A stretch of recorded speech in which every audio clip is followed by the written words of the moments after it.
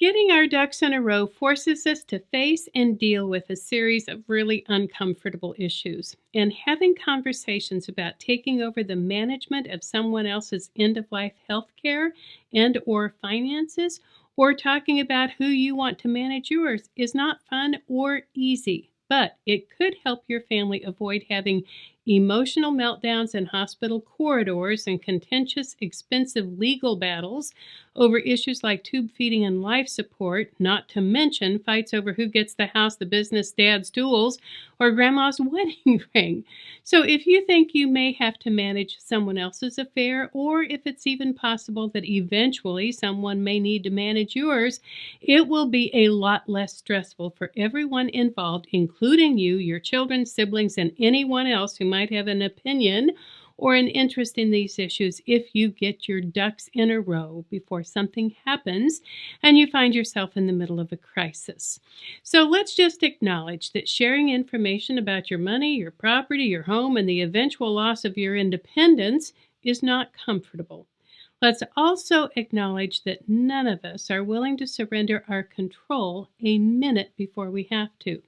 But regardless of how awkward it is, I cannot overstate how important it is to get all of your legal documents drawn up and signed if you want to avoid future disasters. So, how do you start these uncomfortable conversations? Well, I'd like to recommend following a 3-step process that I believe will help you balance a person's need for assistance with their need for control. So let's assume you're speaking to your spouse and they really are not interested in talking about or making decisions about any of these things. The first step is to take a deep breath and state the issue. You can start by saying something like this.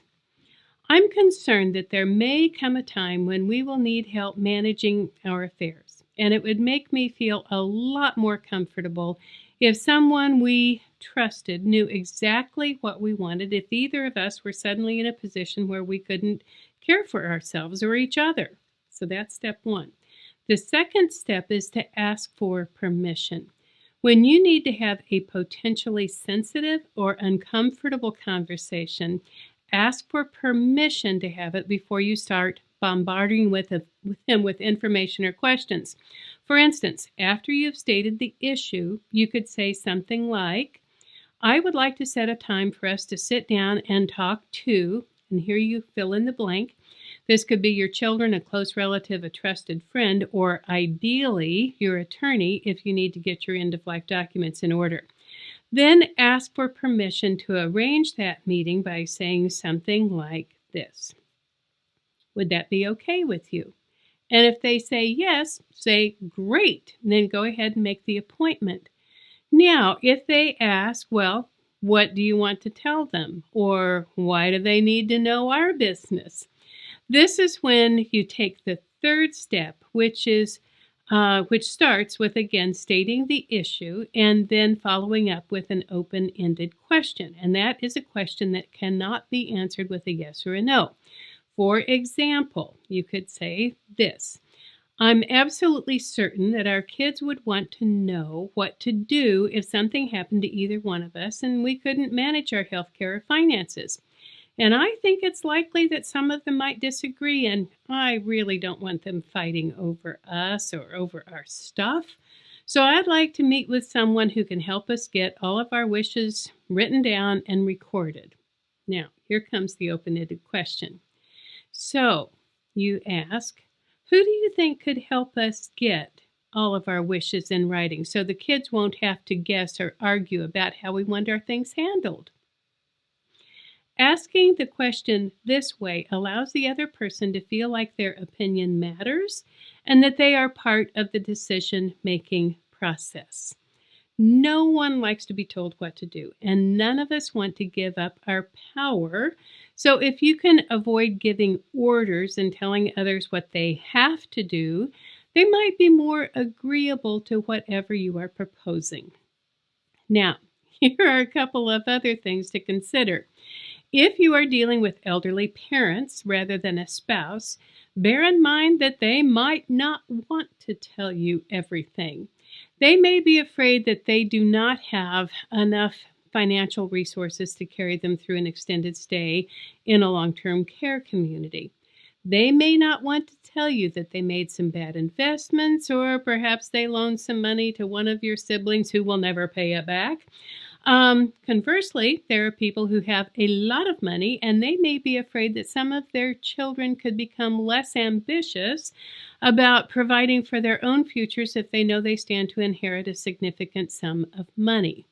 So, rich or poor, people have many different reasons for keeping their financial cards close to the chest.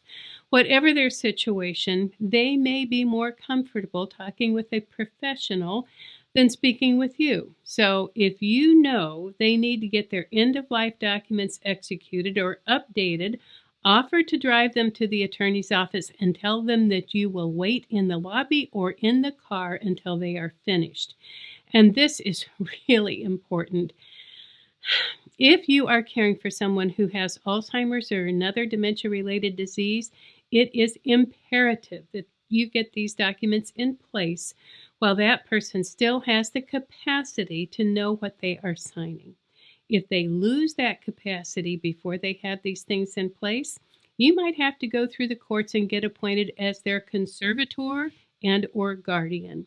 And that is a cumbersome, invasive, and expensive process, and it is something that you don't want to have to go through.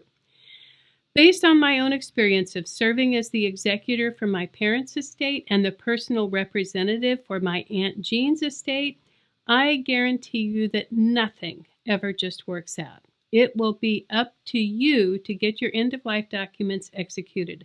I promise that the time and the effort and the money you invest now will be worth it in the long run, and it may just end up being the best gift that you will ever give to the people you love.